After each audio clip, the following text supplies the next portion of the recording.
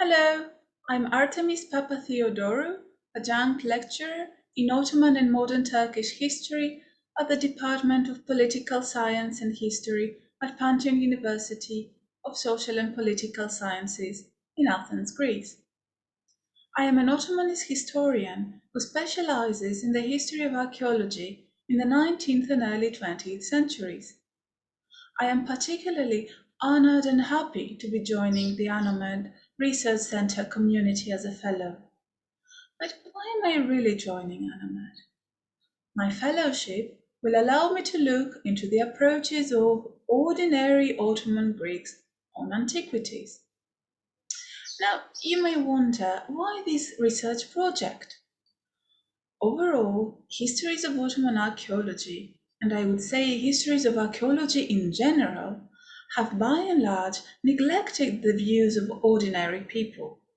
We historians of archaeology tend to focus our work on the activities of states and the elites, such as, in our case, the Ottoman state, foreign archaeological missions to the empire, and archaeologists.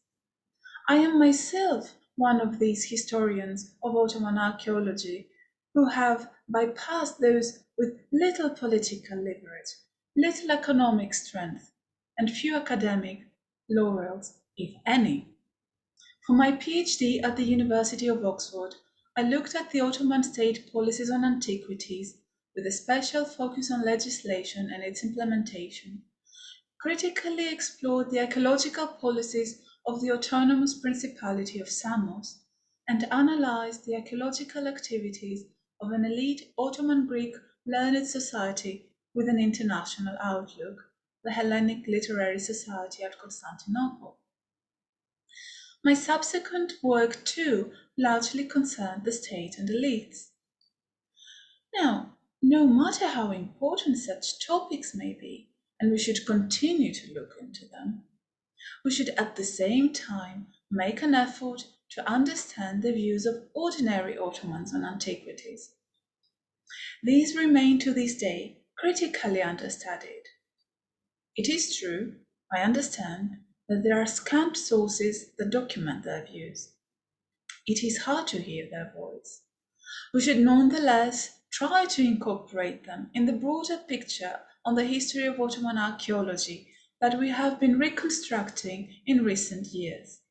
And it is a very interesting and authentic voice that has given us unique narrations that range from the most realistic accounts to fairy tale-like ones. So let's see how my research project could help us filling this gap. My project aims to investigate the reception of antiquities among Ottoman Greeks, particularly in the tumultuous final decades of the Ottoman Empire. Away from studying the elites, its focus would be, as mentioned, on ordinary men and, significantly, women living their lives in Anatolia. In doing so, it shall employ the concept of indigenous archaeologies, as proposed by archaeologist and Brown University professor Yannis Chamilakis, that is, and I quote, local vernacular discourses and practices involving things from another time, unquote. Chamilakis' conceptualization of indigenous archaeologies is important in that it allows for a more encompassing definition of archaeological practice. Chamilakis also suggests that one can trace indigenous archaeologies in travel writings, folk tales, and practices of reworking past remains as in spoliation. In our case, the main source of primary information would be the oral testimonies of ordinary men and women from Anatolia that were collected in Greece following the collapse of the empire and the exchange of populations between Greece and Turkey. These testimonies were more specifically collected in the context of an oral history project initiated by the Center for Asia Minor Studies, which is headquartered in Athens, a project that aimed at safeguarding information on the life of the Greek Orthodox in Anatolia for future generations and ran from the 1930s to the 1970s. These testimonies cover 1,375 settlements throughout Anatolia, but also eastern Thrace, and run over 300,000 handwritten pages. My work is to look into a selection of settlements that are of importance in archaeological terms.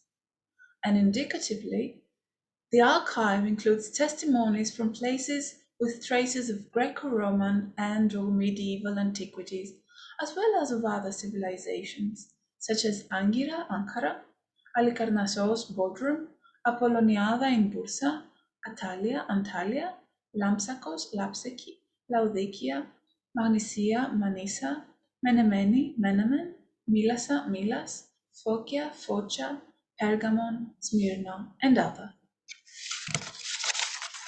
By means of illustration, here is a fairy tale-like rendition of the history of antiquities in Impheo, Nif in Turkish, close to Sardis, narrated by a local Georgios Babourakis. Babourakis shared.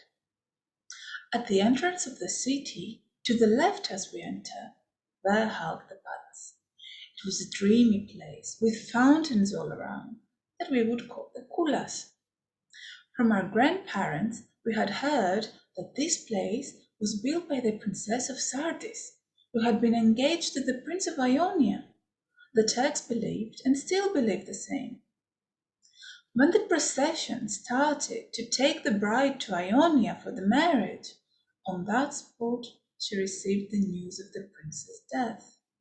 She then told her father that she wouldn't make a step forward or a step backward, but asked him to build for her a palace on that spot to live with her retinue.